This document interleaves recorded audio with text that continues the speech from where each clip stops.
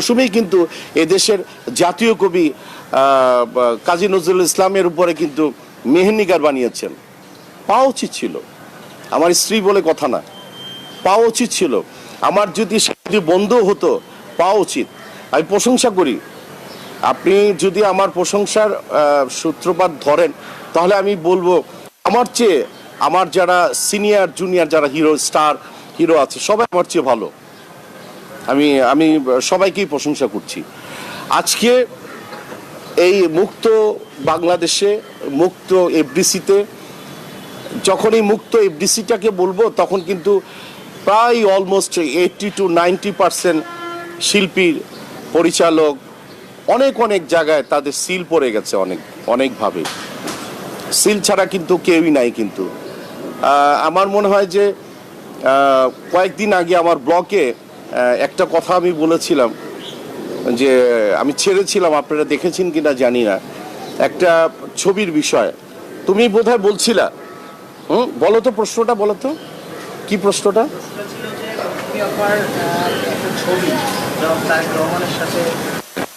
এর আগেও আর কি সেটা সামাজিক যোগাযোগ মাধ্যমে এসেছিল এবং সেটা নিয়ে হয়তো বা তাকে অনেক কিছু শুনতে হয়েছে যেটা আমরা জানি না বা সাধারণ মানুষ জানে না, আপনি জানেন বা আপনার সেটা ফেস করেছে, কিন্তু সেটা কি ছিল আমরা তার পরিবার আসলে it's a very long time ago. Manna ভাই তখন জীবিত ছিলেন, আল্লাহ তাকে জান্নাত নসিব করুন। ওই ছবিটার মধ্যে কিন্তু এক সাইডে ববিতা আপা ছিলেন আর হচ্ছে এক সাইডে কিন্তু মান্না ভাই ছিলেন।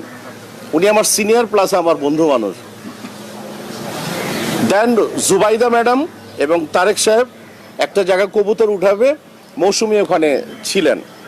এখানে স্পষ্ট করে একটা কথা বলে দিতে চাই, রাষ্ট্র যেখানে যেই জায়গায় অবস্থান করিবে রাষ্ট্রের প্রজারা সেখানে অবস্থান করিতে বাধ্য থাকিবে। আমি নারায়ণগঞ্জে বিতর্কিত একজন ব্যক্তি বেনজির সাহেবের, উনি র্যাবের প্রধান ছিলেন। আমি তখন বললাম যে ভাইয়া আপনার সাথে একটু কথা বলবো, যদি সময় দেন একটু, বিনয়ভাবে আমি তাকে অনুরোধ করেছিলাম।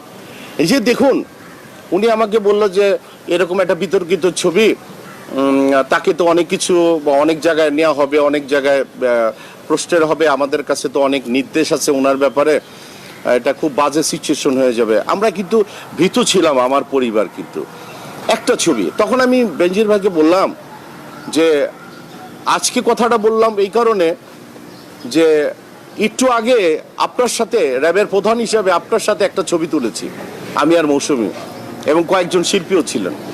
আপনি যখন ক্ষমতায় থাকবেন না, রাষ্ট্র পরিচালনায় কোনো একটি সংগঠন যখন নাকি ক্ষমতায় থাকবে না, তখন এই ছবিটার জন্য কি আমাকে কাঠগড়ায় দাঁড়াতে হবে? বলেন। তার সাথে তো আমাদের ছবি আছে, আমাদের সাথে সবার অনেকের ছবি থাকতে পারে, একজন ব্রথেল গার্ডের ছবি থাকতে পারে, একজন চোরের সাথে ছবি থাকতে পারে, একটা ডাকাতের সাথে থাকতে পারে, মেথরের সাথে ছবি থাকতে পারে, কারণ আমরা শিল্পী। আমাদেরকে কিন্তু কোট করে কোনো লাভ নেই, আমাদেরকে চেনার মতো কোনো ক্ষমতা নেই, কারণ আমরা হয়ে যাই অহংকারী, ঠিক না? তো ওই জায়গাটা আমি তাকে বলার পরিপ্রেক্ষিতে আমার পরিবার, আমার ব্যবসায় মানে অস্বাভাবিকভাবে ধ্বংসের একটি লীলায় মেতেছিলেন তারা। এবং আজকে আমি ভীষণভাবে ব্যথিত।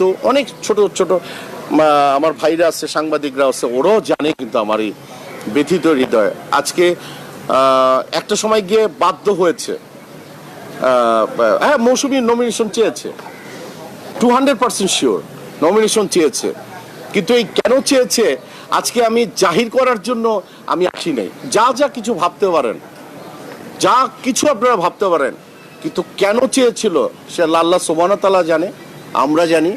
যে রাজনীতিতে যাবে না বিধায় কিন্তু একটা সময় সে আমেরিকায় অবস্থান করছে আমার সন্তানের ইয়ের জন্য। ব্যবসায় অনেক ক্ষতি হয়েছে।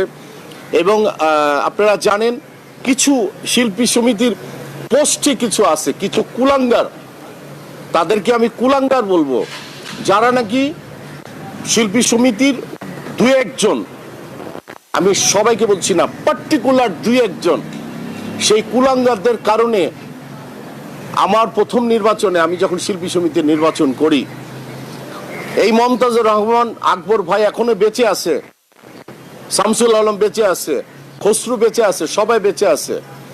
সাকিবের সাথে কি ঘটনা ঘটেছিল? আমি আমার বড় ছেলে ফরদিন তখন ছোট ছিল, আমার হাতটা চেপে ধরে বসে আছে, কান্না করতেছে, পারে তো একবার বমি করেছে। আমি তাকে থুয়ে কিন্তু কোথাও যেতে পারিনি। আপনারা জানেন আমি প্রচন্ড রকমের সাহসী, ইনশাল্লাহ, আল্লাহর রহমতে। এবং কেস করেছে, সেই মামলাটা পর্যন্ত এই দু একজন কুলাঙ্গারের কারণে কিন্তু সাকিব সেটাকে আর আগাতে পারে নাই, কিন্তু আগাবার মতো কোনো অবস্থান তৈরি হয়নি। তারা কিন্তু যারা নাকি এই প্রভাবটা খাটিয়েছে অনেকেই কিন্তু এখন কারাবন্দী, আমি নাম বলবো না, কারাবন্দী। মানুষের ভালো চাওয়াটাই হচ্ছে আমার মুখ্য বিষয়। কেউ খারাপ থাকুক, কেউ নষ্ট হয়ে যাক, সেই কাজগুলি কিন্তু আমরা ডেফিনেটলি আমরা চাই না।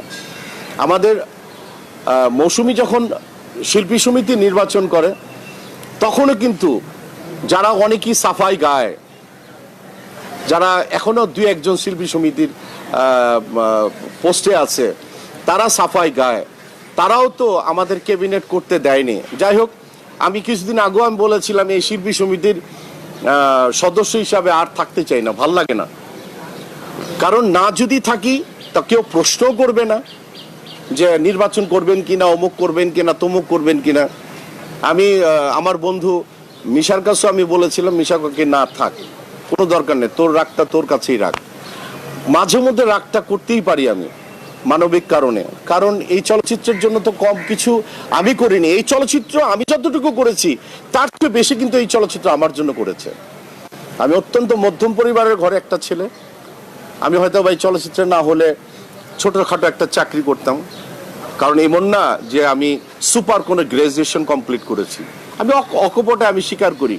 কিছুদিন আগে আপনারাও জানেন যে দ্রব্যমূল্য নিয়ে আমি রেস্টুরেন্ট বিজনেস করি, দ্রব্যমূল্য নিয়ে আমি কিছু কথা বলেছিলাম দীর্ঘ প্রায় বছরখানিক আগে হবে বোধহয় সম্ভবত।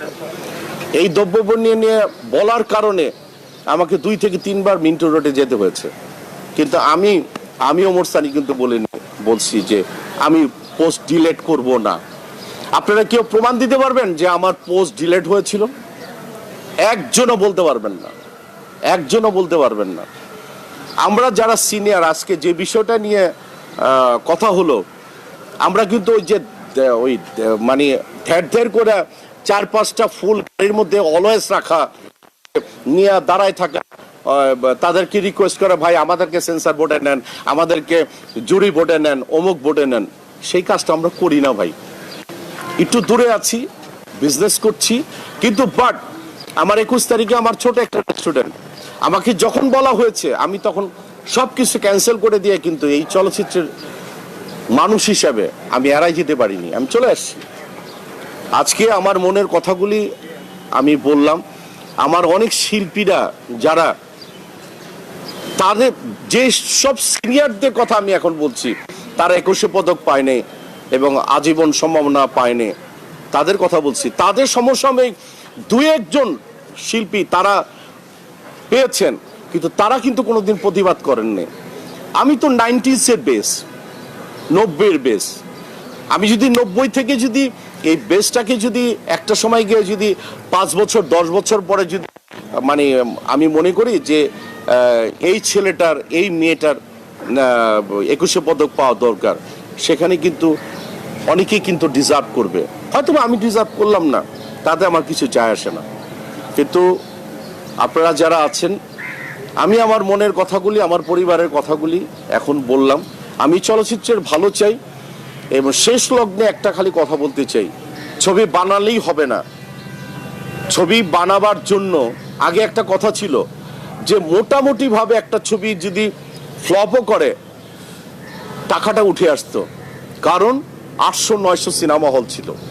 সেই সিনেমা হলগুলি যদি আমাদের যদি প্রতিটি জায়গায় যদি বাংলাদেশে আরো 200 থেকে 300 সিনেমা হল তৈরি করা হয়, একটা যে টাইপের ছবিগুলি তৈরি হোক না কেন, রিলিজ যদি হয়, কিছু অল্প অল্প করে যদি 10,000, 15,000, 20,000 টাকা করে যদি আসে, তাহলে একটা ছবির বাজেট 1 থেকে 1.5 কোটি টাকা উঠে আসা কোনো ম্যাটার না। আর আমার বন্ধু যোগ্য একজন মানে ব্যক্তি শামসুল আলম, ও বলল যে যোগ্য মানুষ দেখে অনুদানের যেন ছবি দেওয়া হয়। আমি বিগত দিনে এমনও মানুষ দেখেছি আমার বলছে, আসসালামু আলাইকুম ভাইয়া। ওয়ালাইকুম আসসালাম। ভাই আমি তো একটা অনুদানের ছবি পেয়েছি, আমি তো এফডিসি ভালো করে চিনি না, আমাকে সানি ভাই একটু নিয়ে যান, আমাকে একটু ভালো করে চিনায়েন। তো এই যদি মানে বিগত দিনও যেটা হয়েছে 71 এবং 2024, এই 2024 এসেও কিন্তু সেই আগের ঘটনার জিনিস যেন আমাদের দেখতে না হয়। আমি বলছি না যে আমাকে বানায় ফেলানো, মুখ করেন, তোমার কোনো দরকার নেই, কিন্তু যাদেরকে আমি চিনি না, যাদের খাতিরের কারণে মানে একজন সাংবাদিকতায় আওলাদ ভাইকে আজা চৌকে যারা অবজ্ঞা করে, কেউ যদি কোনো সাংবাদিক জুনিয়র একটা ছেলে যদি বলে তাদের চেয়ে আমি বেটার, আমি তাদেরকে তিরস্কার করব। তো অবশ্যই আমার ভুল ত্রুটি হলে ক্ষমাসুন্দর দৃষ্টিতে দেখবেন। আমি অনেক দিন পর পর আসি এফডিসিতে, কিন্তু মনটা পড়ে থাকে এই চলচ্চিত্রে। আমি অনেকেই বলে আপনি কি চলচ্চিত্র ছেড়ে দিয়েছেন? না, আমি ব্যবসা করছি বিগত দিনের, এখন কিছু আশা করছি যে না ভালো কিছু হবে। এবং এরকমও হয়েছে, আপনারা জানেন কি না, ইকবাল কিছুদিন আগে একটা ছবিতে আমাকে কাস্ট করেছিল। আমি কেন আছি ওই ছবিটার জন্য, সেই প্রশ্নের সম্মুখীনও কিন্তু ইকবালকে হতে হয়েছে। হ্যাঁ, তো আমি চাইবো যে এই ধরনের শিল্পীকে নিয়ে আর কোনো খেলা যেন না হয়। শিল্পী আছে, যে দলই করুক না কেন তাদেরকে সম্মান দেওয়া উচিত, এবং সামনে এসে তারা সবাই আমাদের, আমরাই আমরা।